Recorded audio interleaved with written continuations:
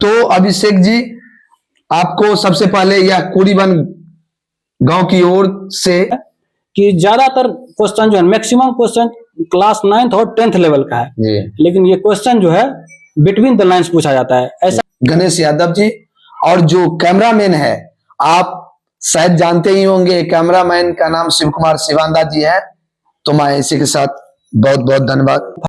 नमस्कार साथियों, आज हम लोग बीपीएससी TRE3 जो 9th-10th का रिजल्ट इस बार आया है, वह साइंस सब्जेक्ट में प्रथम अंक लाने वाले यानी फर्स्ट रैंक लाने वाले जो स्टूडेंट है वह अभिषेक कुमार, आप लोग जानते ही होंगे।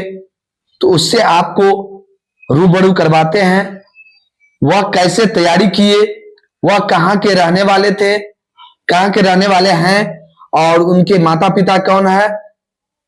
तो आप लोग को खास बातचीत उनसे करवाते हैं और देखते हैं जो मतलब कैसे वो तैयारी करवाएं, जिससे अगले को तैयारी करने में वह एक नया अपना ये दे। तो अभिषेक जी, आपको सबसे पहले यह कुरीबन गांव की ओर से बहुत बहुत धन्यवाद और बहुत बहुत शुभकामनाएं देना चाहूंगा कि आपने बहुत ही अपने कम एज में इतना अच्छा परफॉर्मेंस किए हैं और पूरे गांव के साथ साथ, प्रखंड के साथ साथ, जिला के साथ साथ पूरे बिहार में आपने अपना नाम रोशन के साथ साथ पूरे गांव का नाम रोशन किए हैं, प्रखंड का नाम रोशन किए हैं और अपने माता पिता का नाम रोशन किए हैं। तो इसके लिए आप एक बधाई का पात्र हैं। तो सबसे पहले मैं आपसे क्वेश्चन करना चाहूंगा कि आप अपने बारे में पहले बताइए। जी, बहुत बहुत धन्यवाद। सभी को धन्यवाद जो जो शुभकामनाएं दे रहे हैं, सभी को धन्यवाद देना चाहूंगा। जी, मेरा नाम अभिषेक कुमार और मेरे पिताजी का नाम श्री भोगेंद्र महतो है। जी, जैसा कि आपने कहा, मेरा गांव कुरीबन है जो कि प्रखंड लौकी और जिला मधुबनी के अंतर्गत आता है।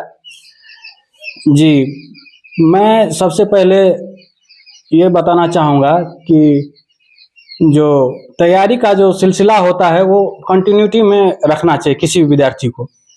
जो जिस चीज़ का भी तैयारी कर रहे हैं, चाहे ये टीचर वाला एग्ज़ाम हो या किसी भी एग्ज़ाम का तैयारी कर रहे हैं, उसको जो तैयारी कर रहे हैं उसको कंटिन्यू रखें।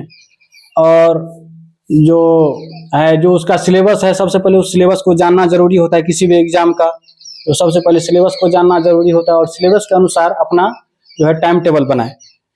जो किस सब्जेक्ट को कितना समय देना है, किस सब्जेक्ट का जो अपना वेटेज है, उस हिसाब से अपना टाइम टेबल बनाना चाहिए और उस हिसाब से उसका तैयारी करना चाहिए। और जैसे जैसे आप आगे का क्वेश्चन पूछते जाएंगे उस हिसाब से मैं आपको बताता जाऊंगा। तो सबसे पहले आप अभिषेक जी ये बताइए जी कि आप सबसे पहले बीएड आप कहाँ से किए? ग्रेजुएशन के साथ साथ आप ग्रेजुएशन कब किए? उसके बाद बीएड में आपका सेशन क्या रहा और कुल मार्क्स कितना था आपका बीएड में? जी, देखिए, मेरा बीएड का सेशन जो है वो है 2020 से 2022। उससे पहले मेरा जो है 2016 से 2019 मेरा ग्रेजुएशन का सेशन है और सब्जेक्ट मेरा जूलॉजी ऑनर्स था। और जो है बीएड में यहाँ जो दरभंगा के doctor Zakir Hussain teachers training college है, मैंने वहाँ से बीएड किया है। और स्टेट जो है मेरा 2023 में जो हुआ था उसी में मैं स्टेट क्वालिफाई हूँ। और साथ में ही सीटेट का भी। ये बताइए कि स्टेट बोले आप, स्टेट में कुल कितना मार्क्स था अपना? जी, स्टेट में मैं बताना चाहूँगा मेरा कुल मार्क 115 था। स्टेट में मेरा 115 मार्क था और सीटेट का एग्जाम जो कि मैं 2022 में दिया हूँ उसमें भी मेरा 118 मार्क था। अच्छा, ये बताइए कि सुने हैं कि आप 6 to 8 में भी क्वालिफाइड हैं। जी, तो उसके लिए आप सीटेट किए होंगे। जी, तो आप सीटेट मतलब सीटेट में क्या मार्क्स था आपका? सीटेट में कितना मार्क्स था? जैसा कि मैंने बताया 6 to 8 में मेरा 118 मार्क था। उस समय जब मैंने सीटेट का एग्जाम दिया था, बीएड वाले भी जो है 1 to 5 में वैलिड थे, तो मैंने 1 to 5 का भी एग्जाम दिया है, उसमें भी मेरा जो है 110 मार्क था। जी, अच्छा, ये बताइए कि आप आपने गांव के लिए और इतने मतलब प्रखंड के लिए जो अच्छा किए, अभी जो बीपीएससी टीआरई 3 में जी। कुछ मार्क्स के लिए जी स्टूडेंट थोड़ा पीछे हो गए हैं, जी जी और जो अगले की तैयारी कर रहे हैं जी टीआरई 4 का, बीपीएससी टीआरई 4 का तैयारी कर रहे हैं, जी। तो उनको आप क्या सलाह देना चाहेंगे? देखिए, जिसको इस टीआरई 3 में जिसका सिलेक्शन हो गया उसको तो सबसे पहले शुभकामनाएं देना चाहूँगा। और जैसा कि आप कह रहे हैं कि जो कुछ मार्क्स के लिए रह गए हैं, या जो कुछ नए कैंडिडेट्स हैं जो इस एग्ज़ाम का तैयारी कर रहे हैं या करने वाले हैं, सबसे पहले मैं अपना एक्सपीरियंस बताना चाहूँगा कि मैंने कैसे तैयारी किया। देखिए, तो मैं जो है 2020 में जब लॉकडाउन हुआ था, तो उस समय से ही मैं जो है बीपीएससी का जो मेन एग्ज़ाम होता है, जो लोक सेवा आयोग का होता है, मैं उसका तैयारी कर रहा था। उस समय बीएड कर ही रहा था। मैं लॉकडाउन में फंस गया था, तो 1 साल जी। तो मेरा ट्रेनिंग का सेशन भी बाधित जी, रहा, जी। जिसके कारण मैंने 1 साल किया है उसमें ट्रेनिंग कॉलेज में जाके रेगुलर मोड में। जी, तो उस समय मैं बीपीएससी जो सिविल सेवा का होता है उसका तैयारी कर रहा था। जब मैं ट्रेनिंग कॉलेज गया तो उस समय से मैं इस पे ध्यान देने लगा। तो उसके बाद मैं फुल टाइम इसका तैयारी करने लगा। जी, उसके बाद जी। टीआरई 1 का एग्जाम आया। जी। उस समय केवल प्राइमरी का वैकेंसी आया था हम लोगों के लिए, क्योंकि उस टाइम मेरा स्टेट तो था नहीं, तो केवल प्राइमरी के लिए वैकेंसी आया था और 6 to 8 का तो वैकेंसी भी नहीं आया था। तो केवल मैं उस टाइम में 1 to 5 का प्राइमरी का तैयारी कर रहा था। तो उस समय मेरा जो था, जो उसमें तो मैथ, रीजनिंग और जीके जीएस सब पूछा जाता है, तो उस हिसाब से मैं तैयारी कर रहा था। तो उस समय भी मेरा 71 मार्क आ रहा था। तो उस समय तो एग्जाम लेने के बाद सुप्रीम कोर्ट का जो ऑर्डर आया उसके हिसाब से तो बीएड वाले को जी, 1 जी। to 5 से हटा दिया गया। तो उसके जी। बाद फिर आया टीआरई 2 में वैकेंसी आया। तो टीआरई 2 में मेरा जो है परफॉर्मेंस उतना अच्छा नहीं रहा। 1 मार्क से मेरा रह गया 67, मेरे जो बीसी का जो कट ऑफ गया था, जी। 1 मार्क से मेरा रह गया था 66 रह गया था मेरा। जी। उसके कारण रह गया। उस समय असफल होने के कारण मैं भी बहुत डिप्रेस हो गया था, जैसे कि आम विद्यार्थी होते हैं जी, जी, जी। वैसे मैं भी हो गया था। लेकिन मेरे घर से मेरे माता पिता का सपोर्ट रहा, जी। जिसके कारण मैं उसको पार कर पाया। अच्छा, एक चीज बताइए, जी आपने जो इतना अच्छा परफॉर्मेंस किए, जी। सबसे अहम भूमिका जी आपके लाइफ में, जी अहम भूमिका किसका रहा जो आप इतने आगे बढ़े? इसकी जी। अहम भूमिका तो होगा जी। कोई ना कोई। जी जी। स्वाभाविक सी बात है, सबके जीवन में उनके माता पिता का जो है बहुत ही बड़ा योगदान होता है। वैसा बिल्कुल, ही बिल्कुल। मेरे माता पिता का भी जो है बहुत योगदान है। जितने भी गुरुजन है, उसके बाद जो जितने भी गुरुजन है जिससे मैंने आज तक शिक्षा ग्रहण किया या कुछ सीखा है, उसका बहुत बड़ा योगदान है। उसको मैं सलाम करता हूँ, प्रणाम करता हूँ। जी बहुत बहुत अच्छा। जी। तो उसको मैं क्रेडिट देना चाहूँगा इसका। जी। तो आपने इस सामाजिक, यानी कि यह कुरीबन गांव जो है, इसका कुछ आप आगे क्या देना चाहेंगे इस गांव को? जी, मैं सबसे पहले ये बता देता हूँ कि स्टूडेंट को कैसे तैयारी करना चाहिए। मैंने कैसे तैयारी किया इसको पहले मैं क्लियर कर देता हूँ। जैसे कि मेरा तो साइंस सब्जेक्ट है, तो साइंस सब्जेक्ट में मैंने सबसे पहले जो है एनसीईआरटी को अपना बेस बनाया। एनसीईआरटी जो होता है क्लास 9th और 10th। तो वैसे तो प्रीवियस ईयर क्वेश्चन को देखते हुए देखा जाए तो जो टीचर रिक्रूटमेंट एग्जाम का जो ट्रेंड था, पहले क्लास 9-10 का जो साइंस का एग्जाम हुआ था, उसमें 11th-12th लेवल का जो पहले था, उस लेवल का क्वेश्चन ज्यादातर पूछा जाता है। फिजिक्स, केमिस्ट्री और बायोलॉजी का जो मेन सब्जेक्ट का मैं बता रहा हूँ, उस जो है 11th-12th से क्वेश्चन उठाया जाता था। लेकिन इस बार का ट्रेंड क्या है कि ज्यादातर क्वेश्चन जो है, मैक्सिमम क्वेश्चन क्लास 9th और 10th लेवल का है। लेकिन ये क्वेश्चन जो है बिटवीन द लाइन्स पूछा जाता है। ऐसा नहीं है कि कोई जो उसको जो है रट के चले जाएगा ऑब्जेक्टिव, वो बना सकता है।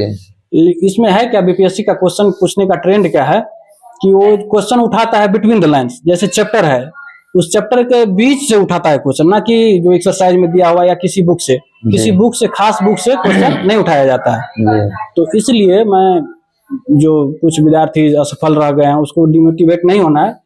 तो उसको तैयारी कर रहे हैं टीआरई 4 की। जी जी, उसी के लिए मैं कह रहा हूँ कि जो जैसे चैप्टर वाइज आपको क्लास 9th और क्लास 10th का जो एनसीईआरटी बुक है, उसको चैप्टर वाइज ठीक से पढ़ें, उसको बार बार रिवाइज करें। और ऑब्जेक्टिव के लिए मैं बताना चाहूंगा, एक आता है एस चांद का बुक आता है। तो ऑब्जेक्टिव प्रैक्टिस के लिए आप वो बुक ले सकते हैं। एनसीईआरटी को चैप्टर वाइज थॉरोली करिए, थोड़ा सा गहरा अध्ययन करना पड़ेगा, बिटवीन द लाइन जाना पड़ेगा, तो उस करना पड़ेगा, करना संभव भी है, समय भी है अभी, टीआरई 4 के लिए संभव भी ऐसा इतना कर सकता है, तो वो करना पड़ेगा। और ऑब्जेक्टिव क्वेश्चन का प्रैक्टिस आप बार बार करें और मॉक टेस्ट देते रहें। कम से कम सप्ताह में दो टेस्ट मैं भी देता था जी, आप भी दें। मॉक टेस्ट देने का बहुत सारा ये है जी। जिसको मान ली खुद से नहीं होता, मैं तो किसी कोचिंग संस्थान का जो नहीं लिया, मैं खुद से पढ़ा हूँ जी, खुद से सेल्फ स्टडी जी। मैं भी वैसे इंटर लेवल का तैयारी कर रहा था, प्रीवियस ईयर का जो ट्रेंड था इंटर लेवल का पूछा जाता था, लेकिन इस बार जो है जो देखें कि 9-10th लेवल का मैक्सिमम क्वेश्चन पूछा गया है। तो अभी का जो ट्रेंड है तो उसी को फॉलो करना चाहिए आने वाले स्टूडेंट को। बिल्कुल। तो जी, क्लास 9 और 10 का साइंस है, प्रत्येक चैप्टर को पढ़ के और उसका जो ऑब्जेक्टिव प्रैक्टिस करें और मॉक टेस्ट देते रहें जी। तो आप अपने समाज के लिए क्या देंगे इसके आगे? वही लास्ट प्रश्न था मेरा जी।